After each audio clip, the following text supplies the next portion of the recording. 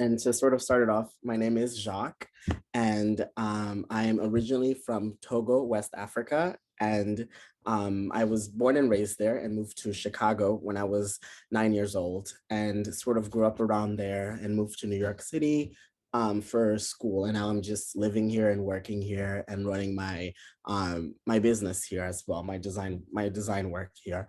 And to sort of preface all of this, we moved to America. Me and my family moved to America for one reason only, and my that was my mom's trying to seek better opportunities for her kids, and part of that was heavily rooted in education. So I wouldn't be where I am today without all of the great educators, all of the great programs that I was a part of growing up, that really just installed in me the value of education, the value of arts education, and the value of, going for your dreams, chasing your dreams. And so how I got started in fashion was basically, growing up in Chicago, there's a lot of youth programs and and we had this after school program in my building that I would always go to. And I remember growing up, always the question that was always asked was, what do you want to be when you grow up? And I had never been asked that before. When I was in Africa, I have never been asked what that was. And in America they say it's the land of opportunities and the land of dreams. And so I used to always just say that I wanted to be a designer. And the reason why I would say that is because I grew up partly living with my grandmother, and she rented part of her home to seamstresses, and I would just sneak into their workrooms after school and just like hide under the tables and just watch in awe as they created just their beautiful clothing. And I just wanted to be a part of that. I wanted to be a part of making people happy, because when people would wear the clothes, I would see the transformation in their body language, and just their overall physical language. And I wanted to be a part of something that made people feel good. Um, and so that's why I would always say that.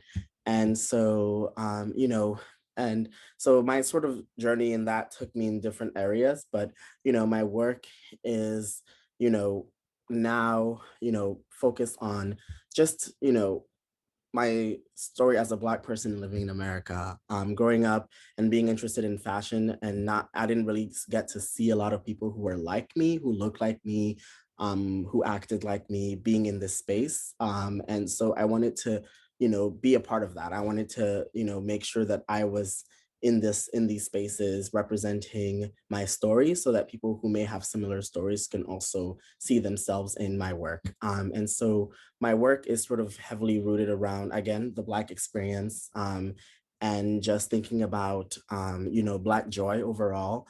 Um, and I'm going to share some of my work with you guys so you can see a bit of what I do. Um, one second. Okay, cool. So this is work that I've done. These are sort of my most recent work.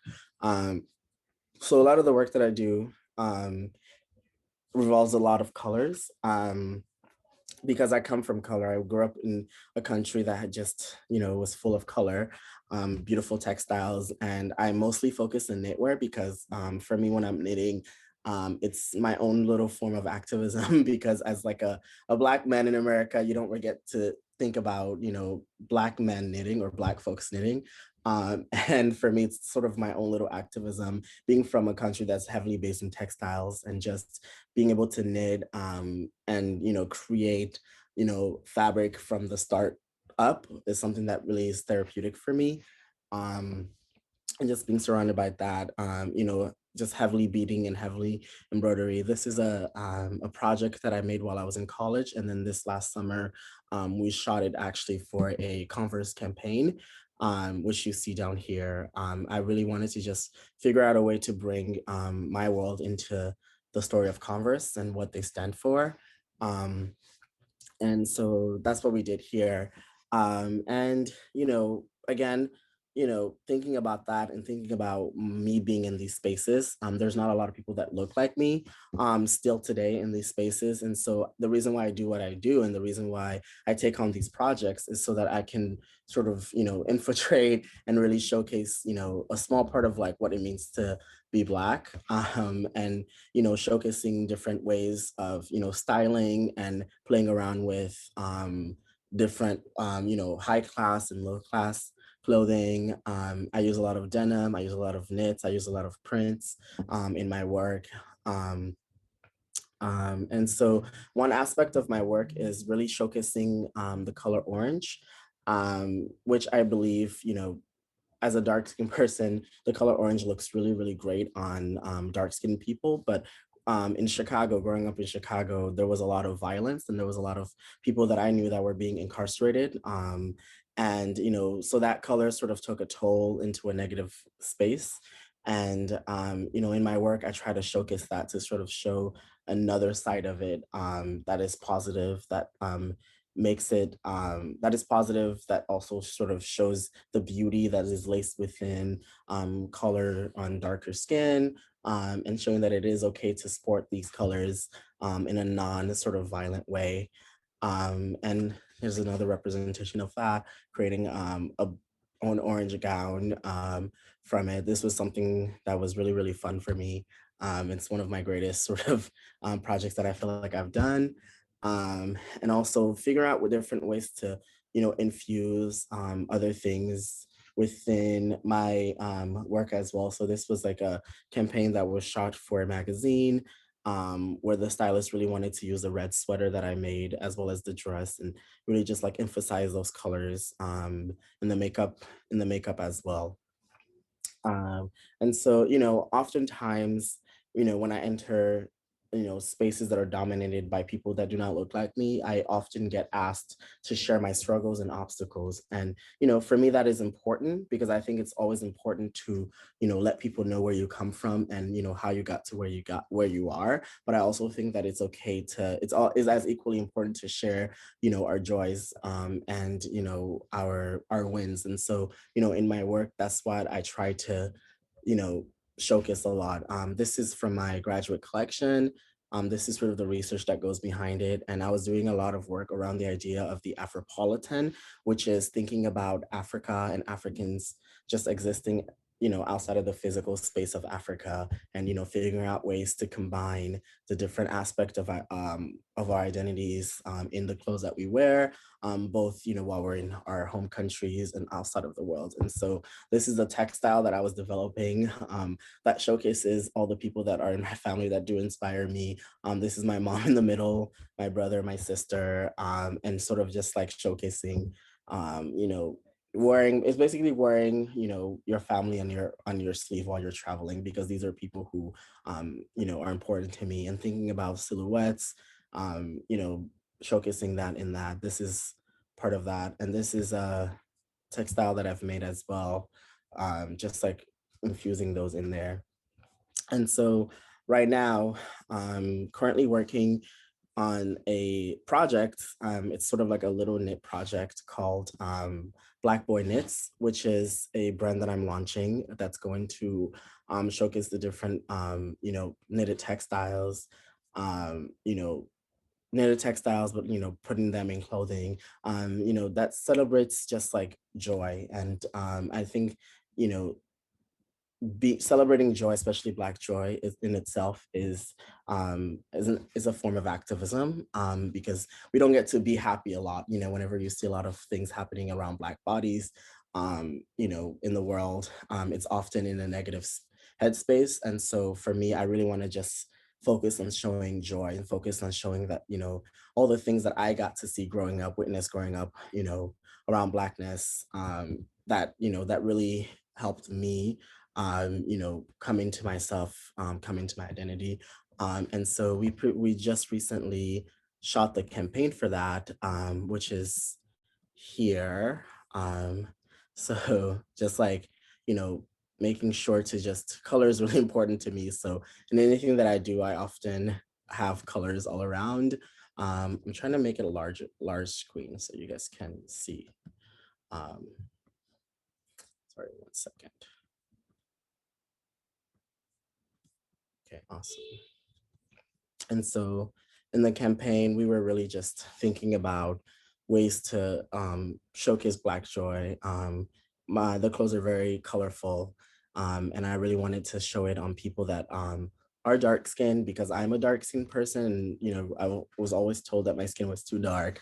And so, but there's beauty in that. So in my work, I try to sort of like show that as well. So you get to see a lot of that in the campaign. And these are just friends, people who are friends with me. Shooting them on people who are my friends is also important, just because I know that these are people that are not considered the standard of beauty in today's society. But these are people that I consider beautiful, that I want to see in my clothes. And so being able to shoot that on them is really important to me as a designer.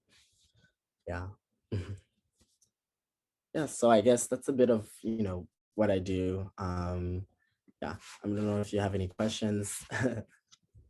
Alexis says that they're making a dress right now. That's exciting. I would love to um, see that. Let me know if you have any questions around that too. I would be happy to, help with that. And a lot of it too is require, making garments and making dresses often requires a lot of math as well, which is something that I personally, struggled in school. But now that I'm sort of applying it to different, career situations. I find it that it's, you know, much easier to do, and it's really fun. So.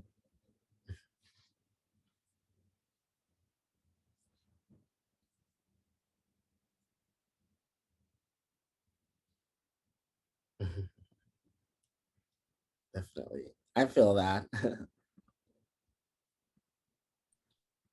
So, Jacques, you mentioned that you did not necessarily like math in school, and then you realized that you had to use it. So, did you ever like go back and look at some of the things that you learned, like, oh, let me review that geometry or that algebra, or was it much more just like applied on the go? These are the skills that I need to do this work.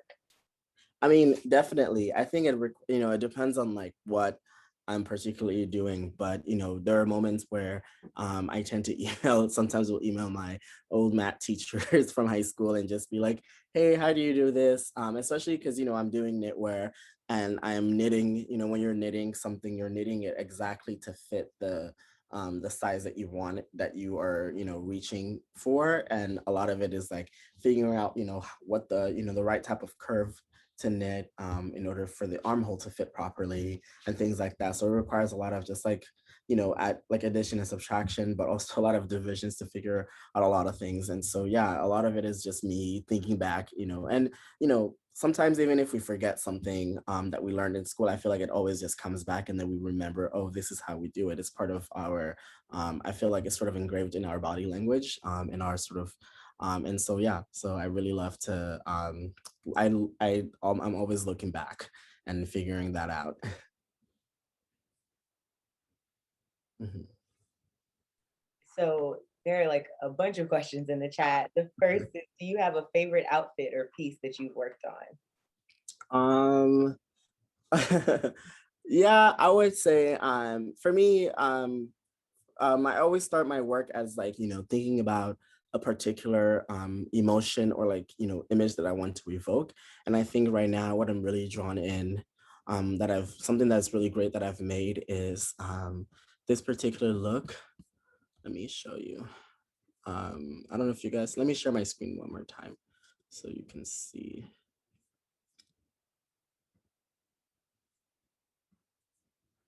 Um, my favorite look that I've done is this one right here. And it's shot differently in the campaign, which is right here, sort of like in a different, get to see it in a different way here. But sort of the way that I was thinking about it was thinking about the different archetypes that we have, in the world. And starting from my home in Togo, we have this archetype of the Nigerian auntie, which is like this woman who's just super wealthy and has all this money to just spend on, just looking beautiful. And then, thinking back about like sort of like the ways in which like, back in the day, what aristocracy, like the idea of like wealth coming from like wearing a lot of fabric, and mixing that with like what we see as sagging, which is sort of considered low class, but I think it's sort of like a beautiful sort of like cultural moment for Black folks, and sort of like putting all of that into one look. So thinking about all those different archetypes existing within the same scale. So I guess that would be my favorite look right now. Um, and then another question: did you have to take additional math classes in post secondary? What is post secondary college? Is that what would that be college, or I'm not necessarily sure on how the Yeah, that's college. okay. um I didn't necessarily have to take the class because, you know, when you're in college, mostly things are tailored towards the major that you are, you know, going for. And I was a fashion design major, and math wasn't part of that degree, so I didn't have to take it. But I did take a coding class, which involved a lot of math. So yeah. How long did it take to make the outfits? It depends on what I'm particularly making, but you know, so I do sew and I also do knit. And knitting, I guess, you know, in itself takes a bit more like longer to do. For example, this dress took me, I would say about like 2 months to make. Because all the hand detail, all the ruching was all done by hand, which took a really long time. But something like the sweater right here, the sweater and this dress that you see. Sorry, I'm like, my screen is no longer shared. So, sorry, give me a second. I'm like talking and yeah, I'm just gonna leave my screen on share. So something like this orange dress took me about 2 months to make, because all the detailing were done by hand. And then something like this sweater in this dress. The dress took me about, you know, 4 days to knit, and then the sweater took about 2 days to knit and put together. And then let me see. I'm trying to see the chat at the same time, and I don't think I can. If you can read the if someone can read the questions to me, I can answer them because I'm not able to view the chat. But oh, let me see. Okay, I can see it. Um, what advice do you have for a beginner? I need to sew a button and I am intimidated. I would say that, you know, everything to me is always scarier to do when you're thinking about it, but when you start doing it, it's actually you realize that it's actually like easy, you know, you know, and the way that I always try and approach my work is that, you know, I'm not really inventing something new. I'm already just like going by something that is multiple people have, you know, already done. So there's a lot of tutorials that are available online for like, you know, whatever I want to do. So like sewing buttons, there's multiple tutorials that you can look at, you know, to sort of help ease, you know, your anxiety around that. But, you know, nothing is as scary as, um, you know, we make it in our heads. Once you start doing it, it's much more easier than you think. Um, yeah. And what would you say to those who struggle with the masses not accepting their work because it's different than mainstream work? So much of your work is so fashion forward and against the norm. Well, thank you. You know, in the spaces that I've like been in, it's always for me all about innovating, you know, innovating within, you know, that space. There's so much nuance to the Black identity, to the Black story, that I, you know, that never gets to be shared. And I think for me in my work, you know, what's really important is that I'm showing my own reality. And so, you know, for me, this is my reality. It's very fantastic. It's very, you know, it's still very fantasy, but you know, this is my own reality. And you know, and always putting my best foot forward. It's like, you know, even if my work is not well received by certain people, other people will get it and other people will understand it. So always making sure that I'm staying, you know, unique to my own point of view is something that's very important to me.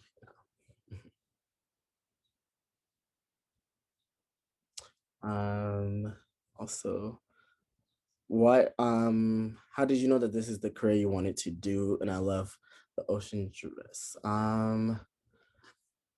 So I guess, you know, for me, it was a passion first, and it's still a passion. So I never really, you know, I was very fortunate enough that my mom was sort of like, you know, as long as you focus in school, you know, you're able to do whatever you want. So, she never really dictated where she wanted us to go, education wise, but she was just like, hey, if you're getting good grades in school and you're staying true to that, then you can continue to explore your dreams. And so for me, I was always an artistically driven person. And my mom kind of knew that. And so she always just sort of like pushed me into that direction. And also, it was easier because my uncle is also a designer, so I grew up around that too. So, so I was inspired by that. Um, yeah. What was your journey when making connections? How was it for you when you put yourself out there to share your work with others? I'm still doing that today, and making connections is something that's can be scary because you don't know how you'll be received, but always just putting yourself out there, even when you don't get received well, just know that there is someone out there that's going to understand your vision, and acknowledge your hard work. And so, yeah.